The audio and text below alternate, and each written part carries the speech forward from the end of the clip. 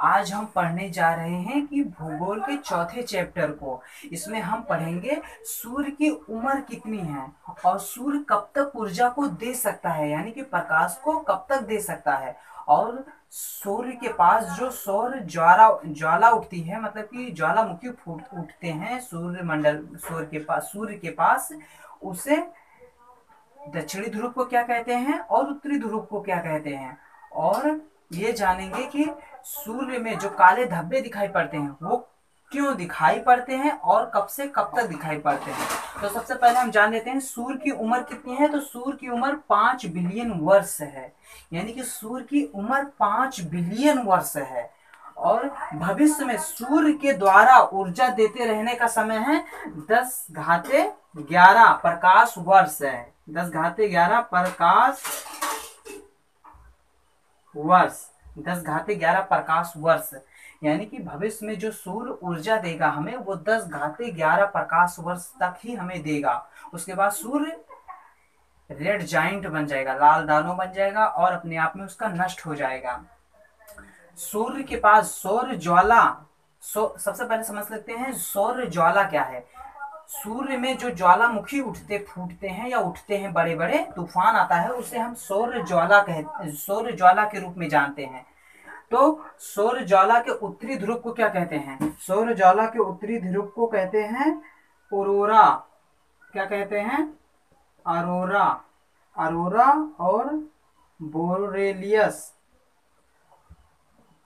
बोरेलियस, अरोरा बोरेलियस, मतलब उत्तरी ध्रुव को अरोरा बोरेलियस कहेंगे और दक्षिणी ध्रुव को क्या कहेंगे?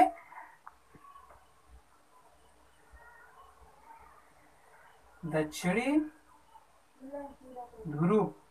दक्षिणी ध्रुव को कहते हैं अरोरा ऑस्ट्रेलियास। क्या कहते हैं? अरोरा ऑस्ट्रेलियास।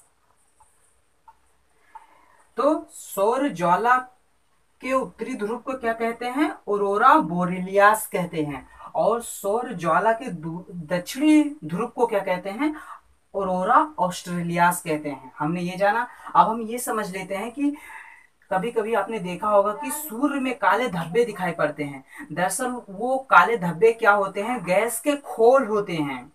यानी कि कभी कभी सूर्य में गैस के खोल बन जाते हैं। यानी कि कभी कभी क्या होता है, जो गैस होते हैं उसका टेम्परेचर 15 सेल्सियस हो जाता है, यानी 1500 सेल्सियस हो जाता है, जिसकी वजह से उसका टेम्परेचर कम हो जाता है। और टेम्परेचर कम होने की वजह से गैस काला दिखाई पड़ने लगता है और वही गैस के खोल के रूप में, काले धब्बे के रूप में हमें दिखाई पड़ते हैं। यानी कि गैस के खोल होते हैं और उनका टेम्परेचर 1500 सेल्सियस कम हो जाता, 1500 सेल्सियस हो जाता है, जबकि सूर्य का बाहरी सतह का टेम्परेचर कितना होता है?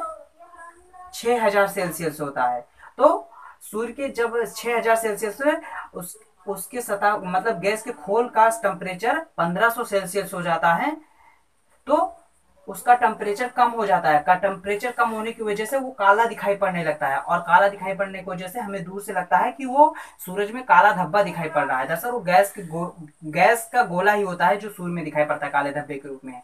वो इसीलिए काला दिखाई पड़ता है क्योंकि उसका टेम्परेचर कम होता है, इसीलिए काला दिखाई पड़ता है। और ये 22 वर्षों तक चलता रहता है, यानी कि 22 वर्षों तक काले धब्बा छोटा से बड़ा होता रहेगा और फिर 12 वर्षों में छोटा होकर खत्म हो जाएगा। यानी कि 22, मतलब कि ये काले धब्बे कितने साल तक रहते हैं?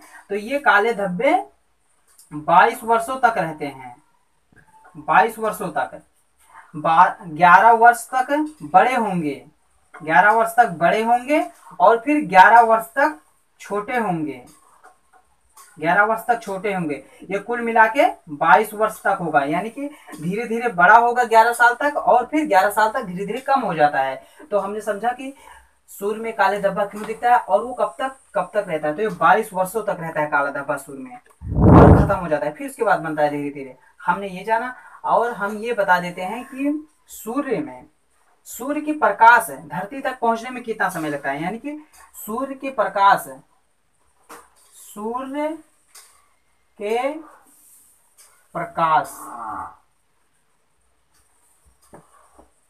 प्रकाश धरती तक पहुंचने में कितना समय? सूर्य का प्रकाश धरती तक कितने मिनट और कितने सेकंड में पहुंचता है? तो 8 मिनट 8 मिनट और 16 सेकेंड लगते हैं। यानी कि सूर्य का जो प्रकाश है धरती तक आने में 8 मिनट 16 सेकेंड का समय लेता है। और हम ये जान लेते हैं कि सूर्य का व्यास कितना है और सूर्य कितना बड़ा है, ये जान लेते हैं। तो 13,92,000 13,92,000 किलोमीटर, किमी यानी कि किलोमीटर है। हमने समझा 13,92,000 सूर्य का व्यास है। क्या है? व्यास। 13,92,000 किलोमीटर सूर्य का भी के व्यास का लगभग 110 गुना बड़ा है। 110 गुना बड़ा है पृथ्वी का। यानी कि सूर्य का व्यास इतना है और पृथ्वी से बड़ा 110 गुना बड़ा है। यानी कि सूर्य कितना बड़ा है? पृथ्वी से 110 गुना बड़ा है। यानी कि सूर्य में 13 लाख पृथ्वी समा जाएंगी, इतना बड़ा सूर्य है। और सूर्य का प्रकाश धरती तक पहुंचने में कितना समय लगाता है? तो कितना समय लगाता है? 8 मिनट 16 सेकेंड का समय लगाता है। और सूर्य की उम्र है 5 बिलियन वर्ष। और भविष्य में सूर्य द्वारा ऊर्जा देने का समय है 10⁻11 प्रकाश वर्ष। और सौर का जो ज्वालामुखी है उसके उत्तरी ध्रुव को औरोरा बोरिलियास कहते हैं और उसके ज्वालामुखी के दक्षिणी ध्रुव को क्या कहते हैं? औरोरा ऑस्ट्रेलियास कहते हैं। और सूर्य का व्यास कितना है? 13,92,000 किलोमीटर प्रति सेकेंड, मतलब कि किलोमीटर है। और ये पृथ्वी से लगभग 110 गुना बड़ा है। मतलब कि सूर्य पृथ्वी से 13 लाख गुना बड़ा है। और जो सूर्य ऊर्जा देता है पृथ्वी को 2 अरबवां भाग मिल पाता है। यानी कि समझिए कि अरब में से सिर्फ 2% ऊर्जा ही पृथ्वी को मिल पाता है। 2% ऊर्जा पृथ्वी को मिल पाता है। यानी कि सूर्य की सारी ऊर्जा क्या हो जा रही है? वेस्ट हो जा रही है।